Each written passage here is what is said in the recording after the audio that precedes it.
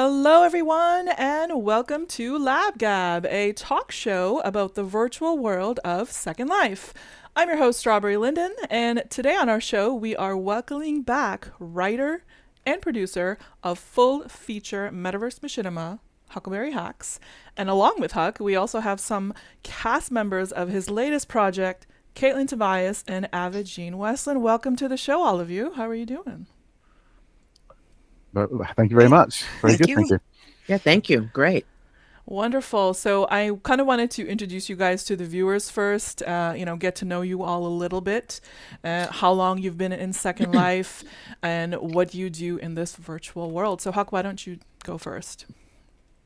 So my name is Huck. I'm based in the UK, and I've been a resident of Second Life since, I think it was March 2007.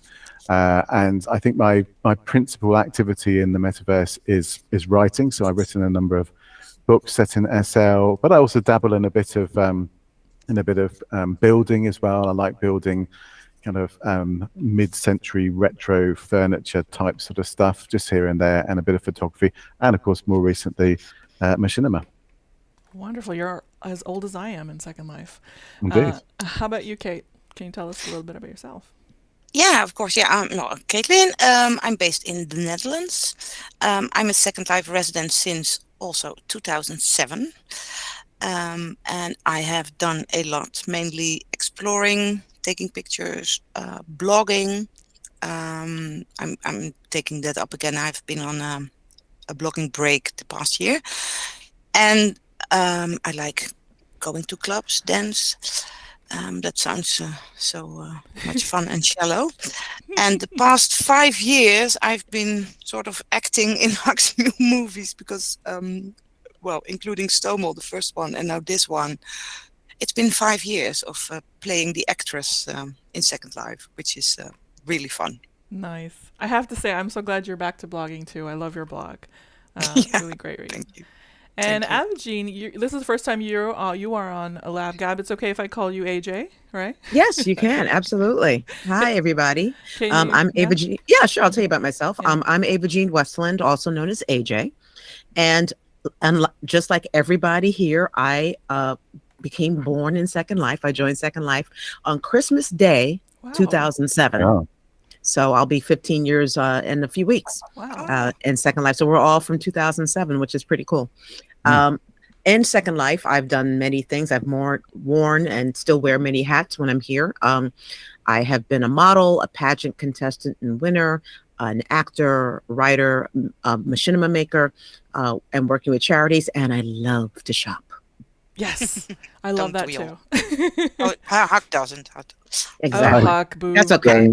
Like He'll learn. Well, happy early No. Res Day to you. That's awesome. I love it. I have like a ton of questions, and then I also want to go on a little tour of this exhibit we're currently sitting in. So, Huck, can you first tell us a little bit more about the number of books you've written about Second Life, and how many, and where can people get them? So I've written quite a few books. I actually, last time you asked me this, I couldn't remember how many, which sounded terrible. So I actually counted them up before today's episode. So I've written, I'm almost surprised by this myself, 13 novels. Wow. So 8 of those are set in Second Life. I'm working on a 14th novel at the moment, which I'm doing a serialized reading of over at a venue called This is the Temple of Sound. We're on episode, I think we're on part 12 coming up on Sunday. So yeah, quiet fiction is my kind of first love. I've also written some short stories about the metaverse. So I made those into a series of podcasts a while back. The Avatar Dining Club, which is, if you like, a bunch of people sitting around a table and solving mysteries that happen in I don't think Second Life is named in that one, but it's basically Second Life in terms of the mechanics of it. I've published a collection of poetry and also a collection of articles about Second Life. But probably the book that most people, if they've heard of me, will know me for is a novel called AFK, which I wrote way back in November 2007, which was about a Second Life detective. And actually, that character has been now carried on. The story of that character has been carried on for a number of sequels and other novels. So you wrote that in the first year that you joined Second Life, then 2007. Yeah, well, you see, I actually joined Second Life originally in November 2006. That avatar is long since abandoned, but I kind of did a reset in March 2007. But the reason why I joined in the first place was because National Novel Writing Month was getting going, and I love writing. That's November every year. I love writing during National Novel Writing Month. It kind of got me out of a long rut of writer's block, that whole approach to writing novels. And so back in 2006, I decided I wanted to take part in National Novel Writing Month. But one of the things that, I don't know if it still happens, but that one of the things that used to happen was that people used to gather in their local areas and get together with other National Novel Writing Month novelists. And I kind of wanted to be part of a community, but I didn't particularly want to have to travel anywhere in real life.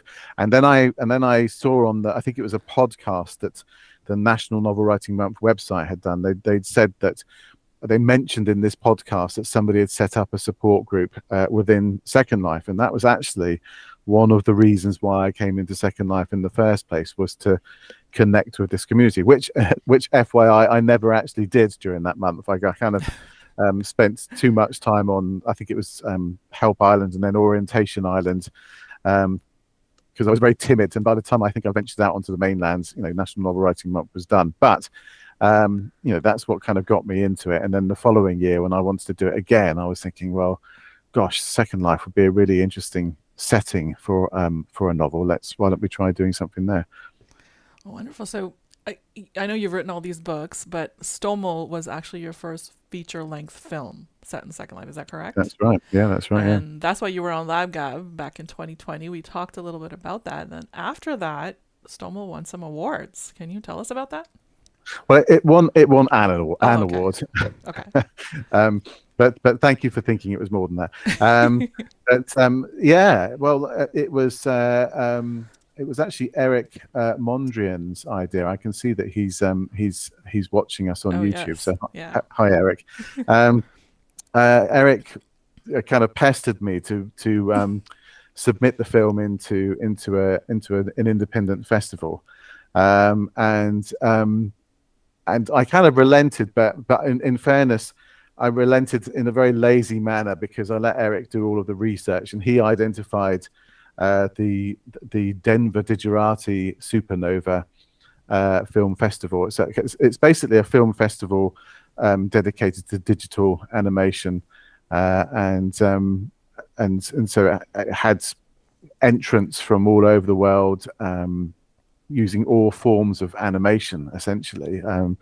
And mine wasn't. I think there might have been some other Second Life short entries in different categories, but mine was the only feature length, and so it was entered into the main competition along with a number of other feature length animations, and we came second, which was awesome. Amazing. Yeah. I kind of wanted to enter the movie really just to get a bit of recognition, maybe to show other people who aren't familiar with Second Life what it's possible to do in Second Life, promote the platform a bit. But yeah, it kind of exceeded my expectations in terms of it, and got some lovely kind of feedback and praise from Ivor, and I can't remember his surname. He's the co-founder of Supernova, and he was kind of like I guess in kind of the curator role at that time. So yeah, it was a great experience. Really kind of the cherry on the icing on the cake, I think. That's wonderful. Congratulations. I was so happy to hear about it. That's totally awesome. So after all that happened, why did you decide to do WAARHEID? Well, funny enough, when I was on this show last, I promised that I wasn't going to do a sequel. Yeah. Week later. Yeah, it's not the first time I've done a U-turn. When I did AFK, lots of people asked me back then for a sequel, and I held out.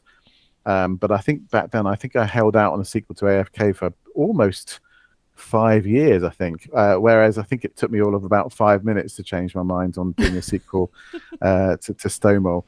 I guess the reason why I mean, first of all, I had put in the kind of the mid-credit scene in Stonewall. There was like a clear indication that WAARHEID was still alive, that there was more story to tell. I didn't really have a sense of what that story would be at that stage. But obviously there was the lead in there to doing. I see Eric's taking credit for that in the chat as well.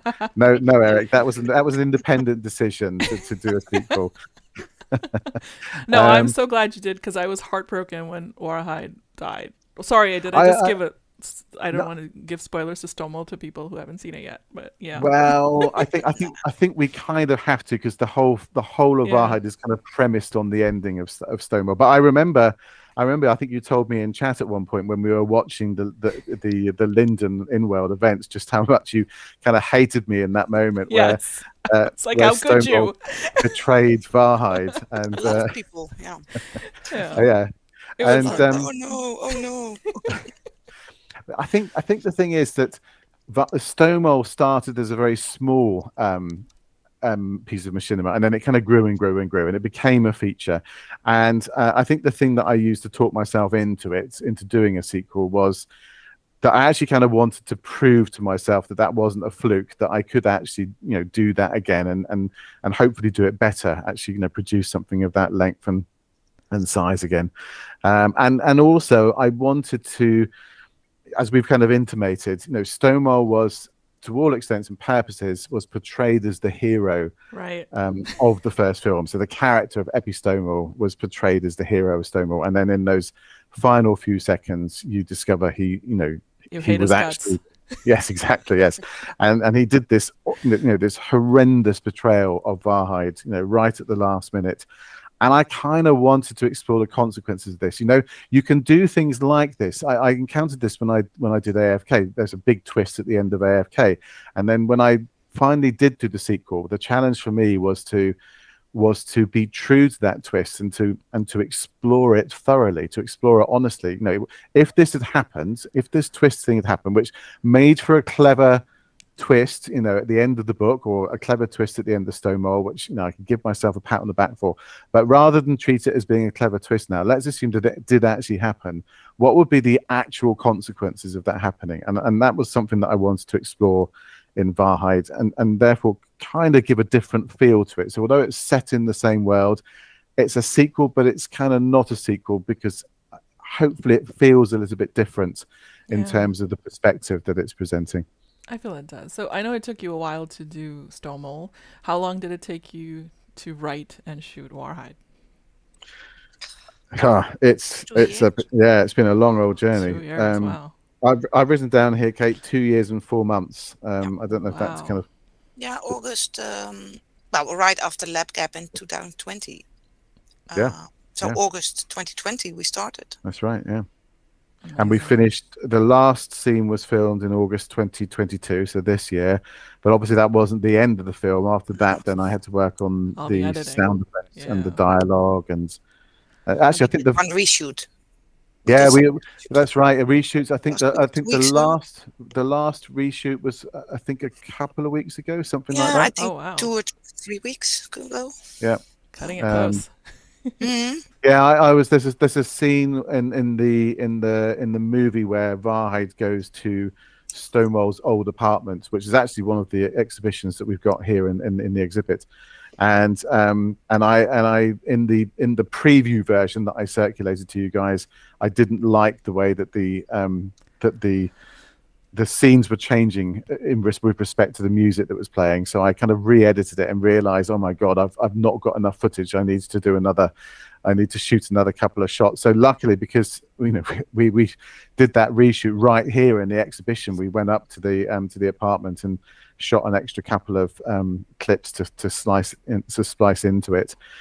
So yeah, it really was, from August 2020 right up until, I guess, end of November of this year. So been a long journey. Amazing. Been a long journey.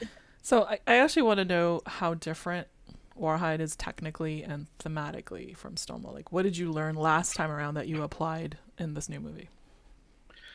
Well, I mean, last time we were going from zero. I had done a bit of machinima before, but only tiny little. I think the longest I'd filmed was about, I don't know, 4 or 5 minutes, something like that. Yeah. So it was such a huge learning curve. And of course, by the time I got to the end of Stonewall, there were things I had learned to do which I hadn't known at the beginning of Stonewall, and I kind of wanted to continue that learning curve really. I guess it's different from a technical perspective. It's different in a number of ways. One of those is the editing. So I think where people weren't so fond of Stonewall and left a comment, as you know, obviously people are so inclined to do these days on YouTube, but where they were a bit critical of Stonewall, it was about the pace, and so a few people left a comment feeling that it had dragged a bit in places, and partly I was indifferent to that because I think, as I said in the last show, I always intended for it to be a slower paced film, but in other places I felt they've probably got a point.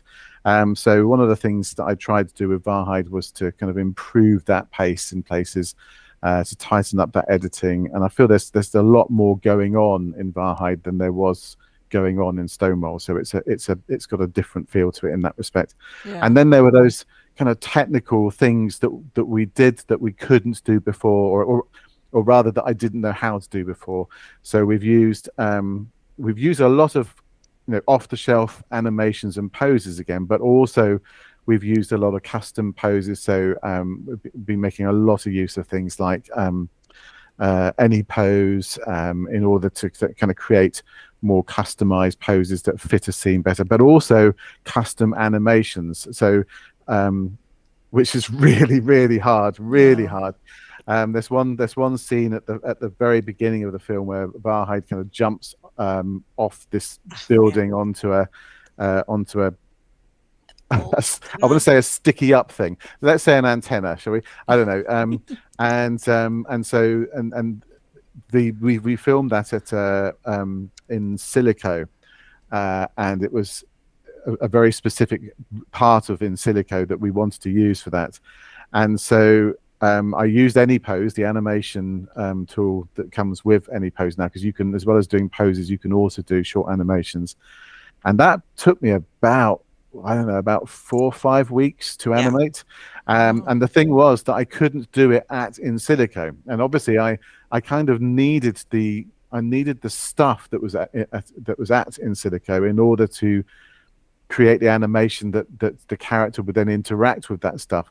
So I couldn't do it at in silico because they've got, I think, something like a 5-minute auto return on anything that you res there. So that was out of the question. So I had to go over to in silico and res these pieces of plywood and kind of position them into the same position as all of the stuff that was there, to create my own dummy version of that set, to bring back to my kind of sky platform, so I could recreate all of the kind of the positionings of objects in that place at in silico, and then get to work on the animation.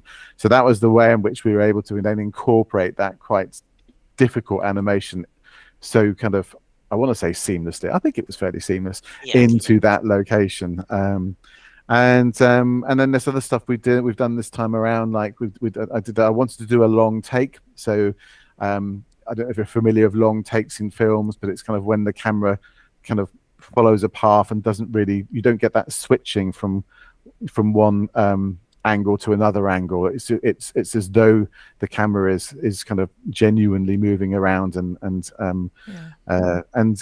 so for that I used a system called Rescene, which is something that I'd not used before. It's quite a complicated filming tool for Second Life. It took me a while to get my head around it.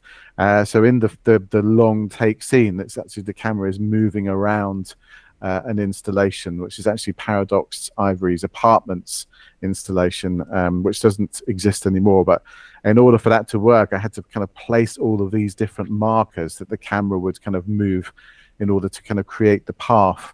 Because what I had to do was I had to film it several times, because I had different people doing different things in different moments in that long take. and each time I filmed it, it had to be exactly the same camera angle, so I could then splice together those bits of footage to make it look like it was all one long take. And so that required, I think it was something in the region of 150 to 200 markers that had to be laid out over this installation. And Paradox was just so generous to because it would, again, that took about for you, it took about 5 or 6 weeks to do that. And so those pieces had to be left out there all that time, and I'm so grateful to her for allowing us to do that, because it really, apart from anything, hopefully allowed us to show off the installation and provide a record of it, because of course it's not there anymore. So those are some of the technical things that we did this time, which I didn't know how to do before. And then I guess the other main thematic thing is that kind of shift from Stonewall's perspective to WAARHEID's viewpoint. And I guess trying to portray the emotions of that betrayal. I don't think Stonewall was a very emotional film. I'd like to think that WAARHEID is, in some respects, and insofar as it's possible to portray those within the boundaries of animation that we have within Second Life. But I think it gets some way towards that. Yeah, I can't believe all this technical stuff that you have to go through to to do all this filming, but it's really interesting to learn. I'm going to pick on you a little bit, Caitlin. This is the second time that you are WAARHEID, and this time she's out for revenge. I love it. So what are some of the challenges that you faced preparing for this role? Preparing, well, this time, instead of one outfit, I believe in Stonewall I had one outfit all the time. So that was easy. And in WAARHEID I have 15 in total.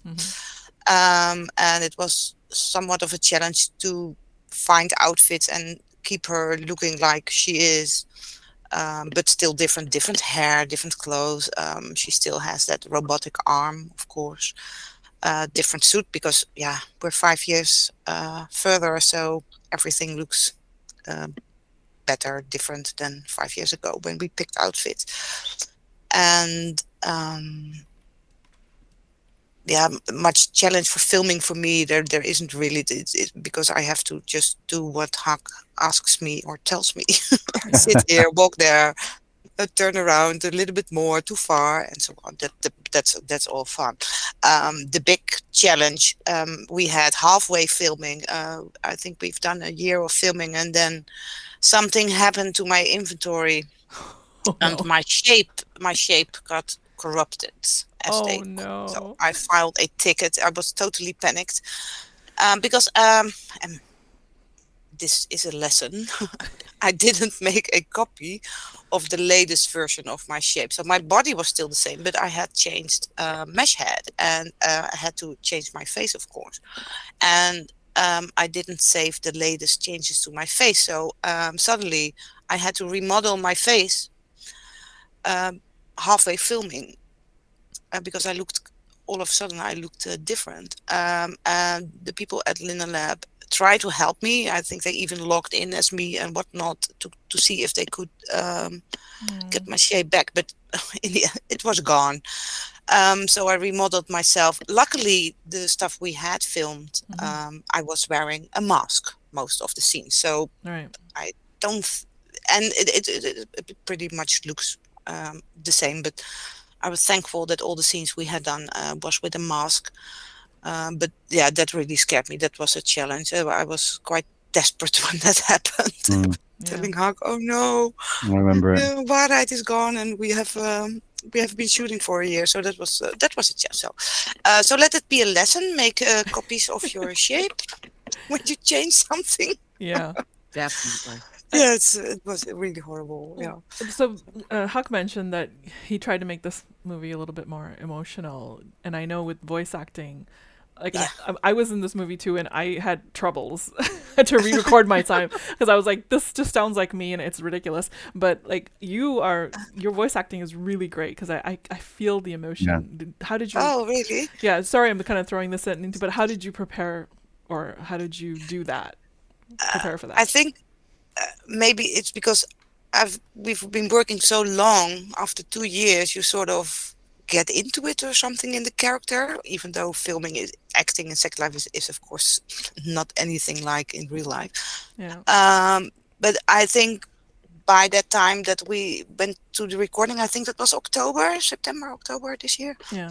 I got the lines, and of course Huck told me how he wanted me to sound, like depressed or angry or Yeah. all those things. And I did a voiceover. That was the first time I did a voiceover. I've never done that. And I don't know, I just did it. And in my mind, I was sitting in my guest room on the bed, covered with blankets and everything, because Yes. to avoid Because echo and of others the way are- he told us to record, I was like, "What? Under my blanket?" yeah, Yeah. because my house, I have stone floors and Yeah. not much on the wall, so it's Right. basically one big echo chamber. So I had my duvet on the floor and I sat on the guest room bed with my podcast microphone and laptop. My laptop far away, because that also Yes. makes sounds. You Yes. can't imagine how much sound your equipment makes. Yeah. And then I recorded not everything at once, because I had quite a bit of text, and also I didn't know if I was doing it the way Huck wanted. So I did a few lines, sent it to him. He listened. I don't think I had to re-record a lot. Maybe a few lines. No. And there was a challenge, of course, in voice recording. The biggest challenge was some words I just can't say them. It's Pronunciation, so yeah, it's hard. yeah, it's like the word. Of course, I can't say it now. Literally. Literally? Yeah, that. Hilarious. Yeah, for you it makes sound so normal word, but for me it was what? Literally. In my head I can say it perfect, but that took me a couple of takes, and there were another couple of words. I'm not sure. But I know from Stonewall I got some that people had to laugh at me when I had to say the line, it's for our breathing diseases, and I said breathing diseases. Well, I think originally, Kate, the intention was you to say respiratory Yeah, diseases, but that respiratory. apparently was out of the question, so we changed it to breathing diseases. Breathing, and then But I said, just wanted to say, Yeah. actually, in terms of the emotion, you were really attached to WAARHEID when we filmed Stonewall, and actually, when I made that decision that WAARHEID was going to meet the fate that she did, you found that emotionally hard because of your attachment to that character. So I don't think it was that. I think that connection with the character that you had, I think, helped you to get into that place, which I'm guessing is what acting is all about, is thinking yourself into that person. Yeah, I was really angry at Stonewall for what he did to WAARHEID. Yeah. Yeah, because I mean, I have to say you did a great job with, because I've seen the thank film, and you're so emotional. I love it. So wonderful. I'm gonna pick on you, AJ, right now. I want to learn more about your role in this film, how you actually got involved with it, and how you prepared for it. Well, I saw Stonewall, and I was really impressed because I had never seen a full length machinima before. So that was just mind blowing. And so afterwards, after I went to the premiere, and I and a few people spoke to Huck, and some of it was just to just sort of kiss his butt a little bit, because he was so he had done this amazing thing.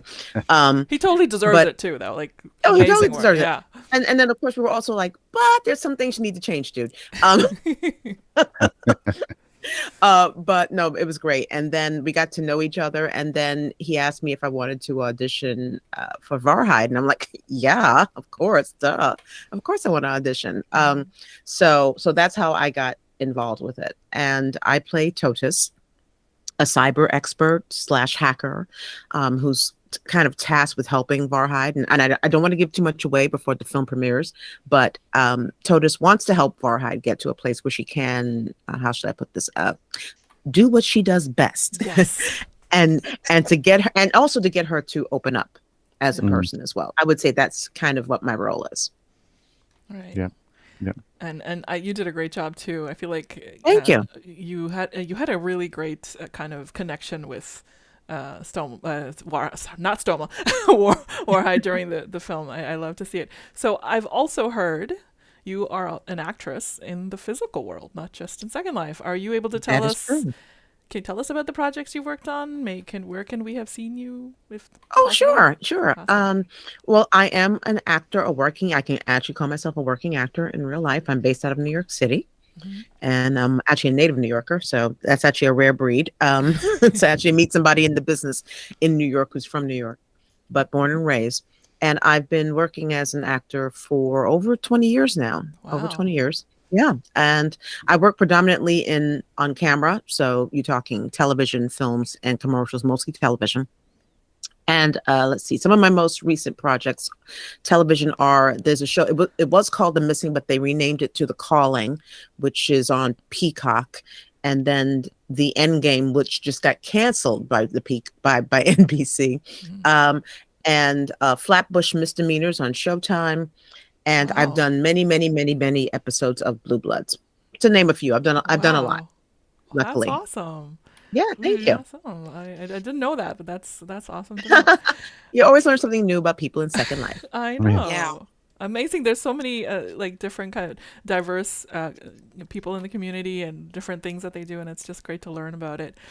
Yeah. So I've seen the whole film, and I love the cinematography, just like Stomel. Can you tell us about some of the locations that you shot at, and how do you find locations that you want to shoot at?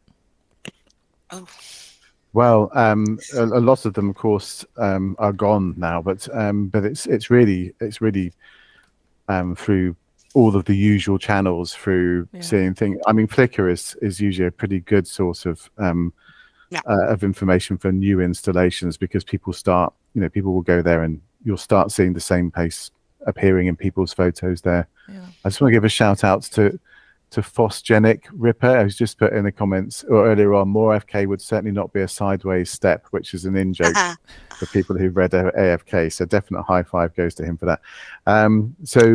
We used lots of different versions of Droon, and those of people who have visited Droon will know that Droon kind of comes and goes and gets kind of remodeled each time that Hera creates it. I mentioned Paradox Ivory's The Apartments. Love The Apartments. Actually, she did a version of that which we used in the first movie, which is really great because it allowed us to kind of get a lot of continuity in that kind of location between the first and second film.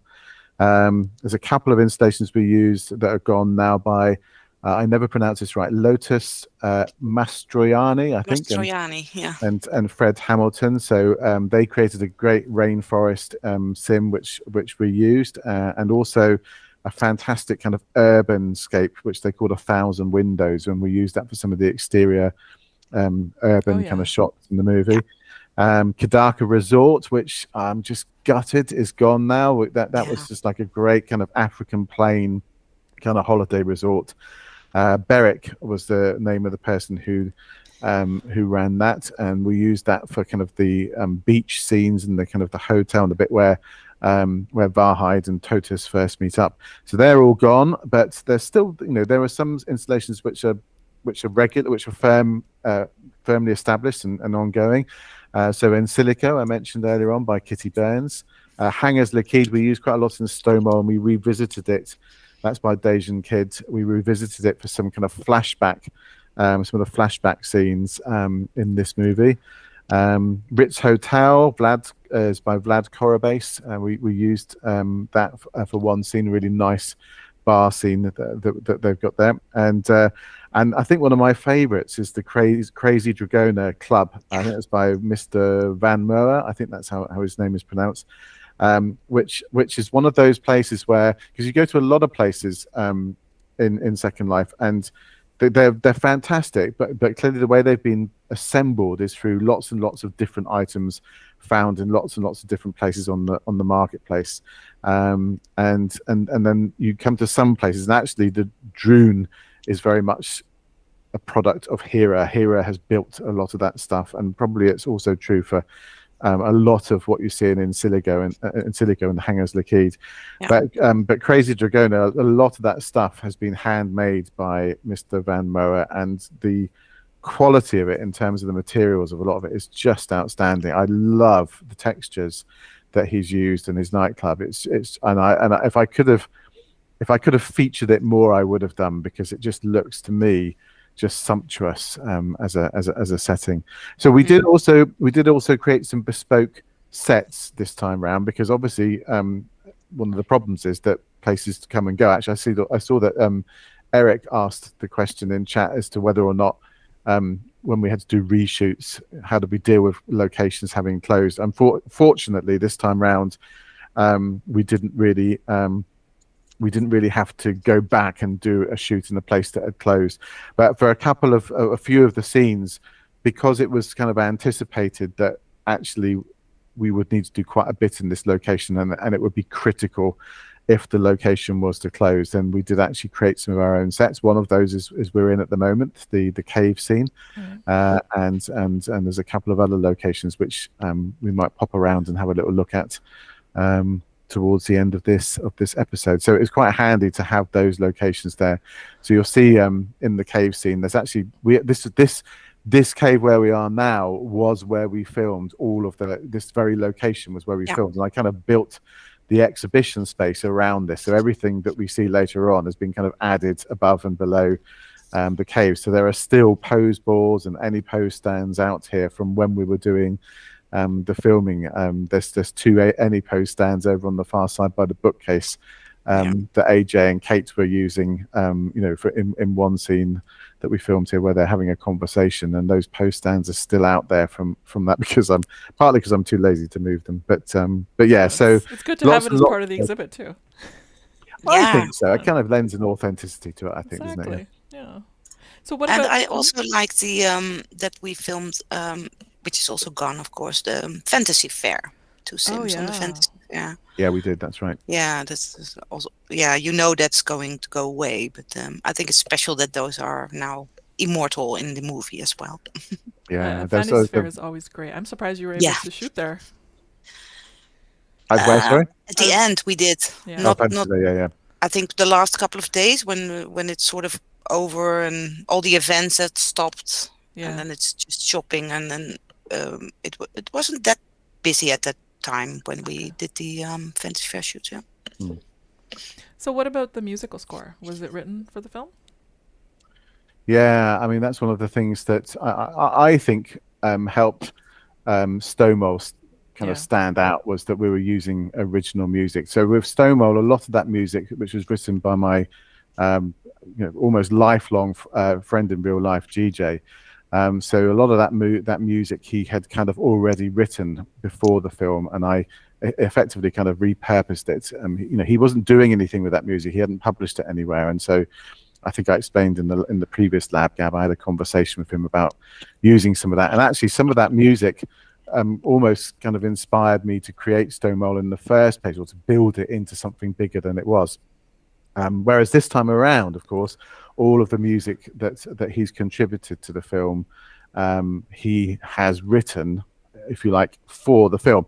I say for the film. I put quote marks around that, because he's not active in Second Life, so he's not been kind of involved at the level of seeing the rushes and seeing where the film is going. But I see him very regularly in real life, and no likely, in his view, bore him a lot by talking to him about where the film is going, and so he will then take a rough idea. I'll talk to him and say, I need a piece of music that does this, and he goes off, and a few weeks later he'll come back with either a completely finished piece or a demo, which he then goes off and works on more. And I think it really adds to that atmosphere, the uniqueness of the film, to have that original music rather than stuff that you're kind of pulling off like the YouTube music library, because we all know how difficult it is to do music from a copyright perspective. And so actually having a musician who's able to kind of craft these great electronic kind of soundscapes that GJ does, is really I think the secret weapon in the film. Awesome. So what about plans for another sequel after this? No. No. Okay. No. Never say no. I have written here. I won't say never, Mhm. but I don't have. Let's say I don't have any plans. I do have plans for something different. I would like to do some more machinima that is very different from Stomar. I'm kind of thinking more along the lines of shorter form. Maybe a series of 5 or 6 episodes that tells a story in an episodic format.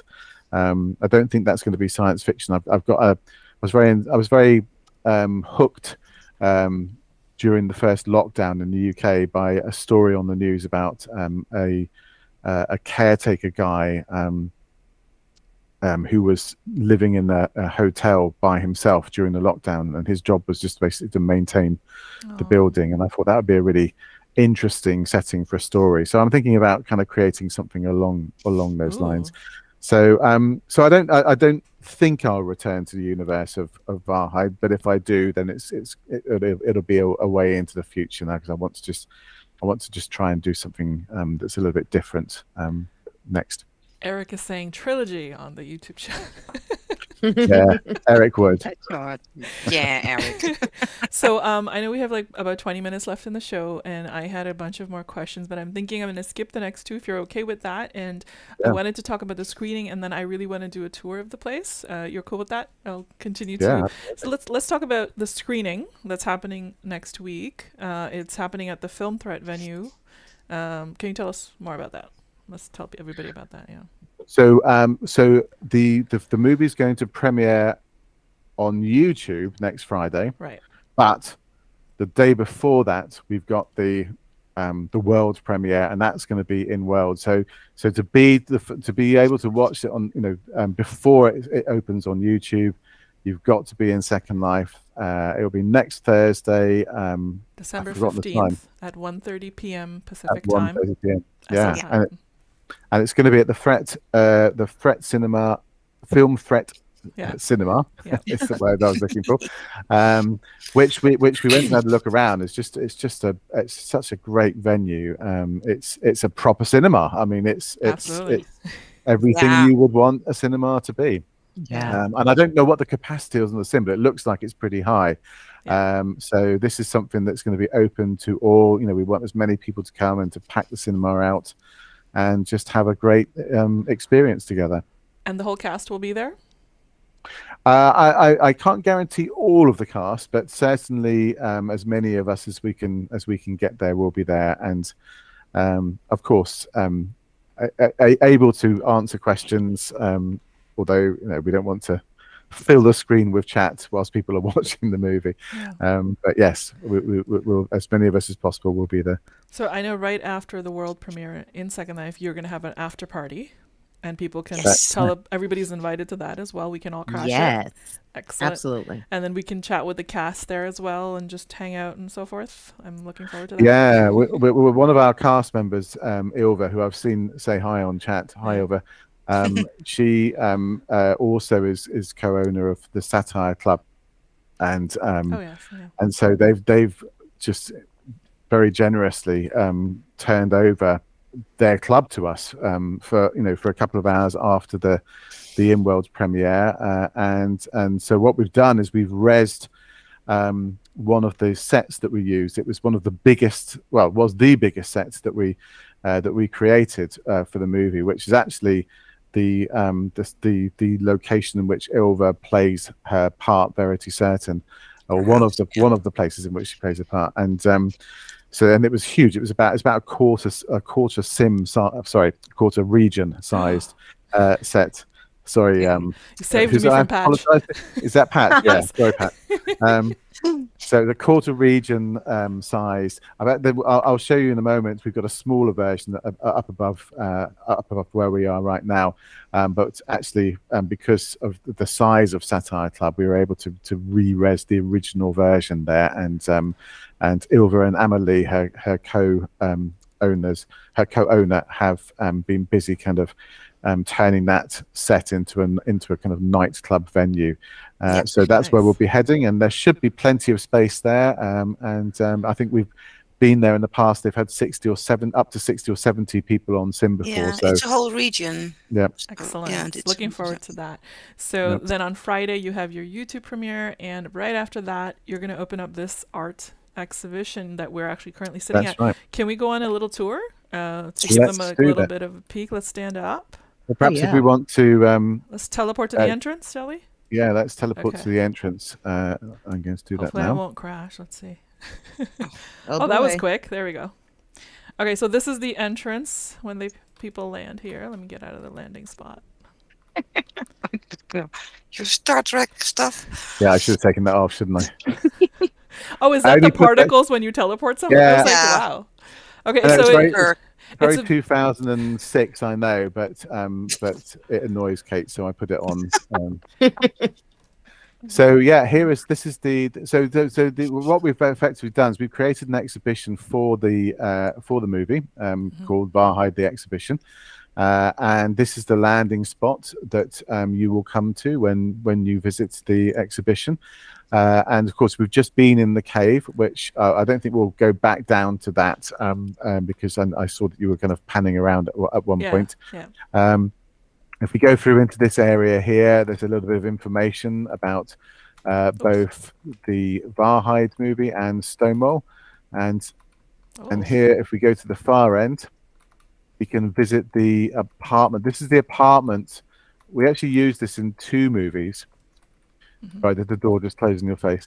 We actually use this in 2 movies, in both Stonewall and in WAARHEID. This is Epi Stonewall's apartment, and Love the lighting. yes, quite copious use of projectors used in this area. Yeah. Not much more to add to it than that's what it is.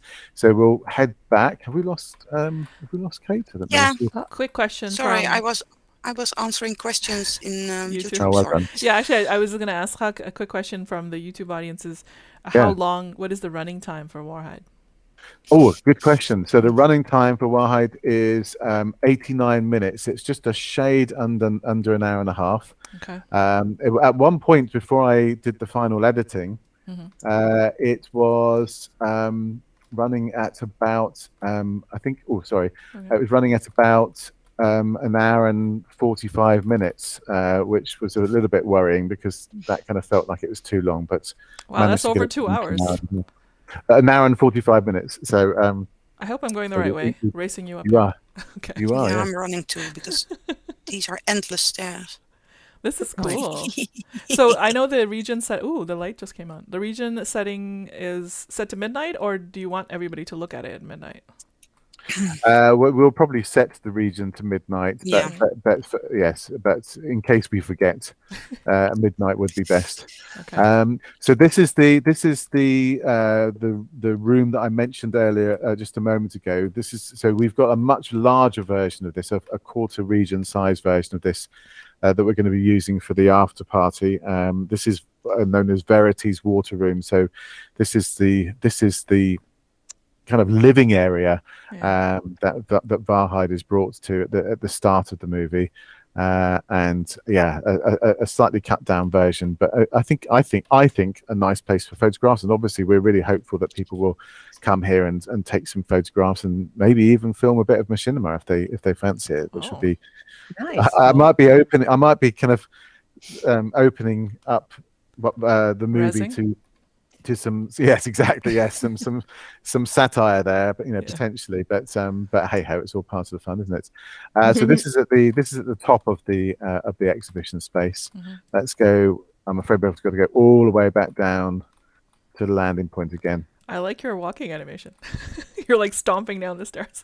Yes, it kind of works well for filming a sprint in a movie, but not so good for going down the stairs.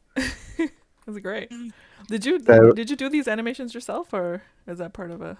Oh, that's just part of an AO. Okay.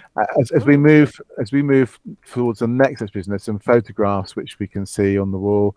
This is part of an exhibition of pictures that I actually put on last December, which shows the life of the character WAARHEID before the movie of Stonewall. So kind of like the the prequel to Stonewall, where WAARHEID is the sequel. And then up here we have another concrete construction. This is the house of Epi Stonewall as used in WAARHEID, and this is a major location in the kind of the final 10-15 minutes of the movie. Quite a lot happens here, but I obviously don't want to. I feel like when I'm walking in certain places, then the light turns on. Do you have like motion sensors on or something? I don't know if that even works in SL. I'd love to say yes to that. That would make me sound really, really. No, I think it's just simply you're moving from the influence of one projector to another. I think that's all. That's also happening. could be my draw distance, right? It could be that, yeah. Could be that. Okay. I won't go too far into this particular exhibit because I don't want to. I don't want to give out any spoilers, which we might possibly do if we visit other parts of the. So we'll head back. We'll head back from here and perhaps finish off back in the cave where we started the show from. Excellent. So this exhibit will open right after the YouTube premiere, probably around 3:30 or so next Friday. Yeah. Okay. I kind of wanted people to have the chance to watch the movie first. And I realise not everyone's going to be watching during the YouTube premiere, but we thought it would be good to follow the premiere with opening the exhibition, and awesome. And a few of us will try to be in the exhibition for that kind of first hour or so. We're going down into quite a dark cave now, I think they might not want to run in this one, and we'll leave this exhibition open until around about the end of January. So there'll be plenty of opportunity to visit it, and as I say, take some pictures or maybe film some sarcastic. Oh, this is where we were actually doing this is the where interview. we were. So this is the cave. We're back to the cave again. I love the textures in here. It's awesome. This was, I think, the outer cave itself, I think, is a Fanatic build, and then obviously everything else is just being sort of brought in from various different shops and places. There you go. That's the whistle stop tour. Love it. Well, thank you so much. I want to give all three of you a chance if there's anything else you want to say to the viewers before we end the show. Kate, I'm going to pick on you first. Anything you want to say to the viewers? Oh yeah, well I'm really excited for everybody's reaction if they come. It's been such a long time working on this, so I hope everybody enjoys. And besides all the region owners who were so generous in letting us film there, and sometimes even for months, like the Dhaka Resort, which was amazing. He gave us months and months of hotel rooms, which was absolutely so generous. But also, I think it's a wonderful showcase of what people make in Second Life. If you only look in the cave, all the stuff what's here, all the furniture. I know Huck did his best to credit every, but it's impossible to credit every creator of everything you buy. I hope they recognize their stuff and feel proud about it. Awesome. Thank you, Caitlin. How about you, AJ? Any last words for our viewers? Yes. Well, I would say, please tell as many people as possible to come watch it. I think it's amazing that people can see what can be done in Second Life still today and in Machinima. And I'm so glad that Huck has done this, and we're going to share it with the world. So please tell as many friends as possible to watch. Awesome. Thank you. And what about you, Huck? I mean, I hope everyone enjoys the movie. I think I want to echo what Kate said, which, this is I think Second Life is a really exciting platform for filming, and obviously it's very different from filming in real life, and it's also very different from other forms of animation, because of course I'm not drawing anything, I'm not animating things by hand, right.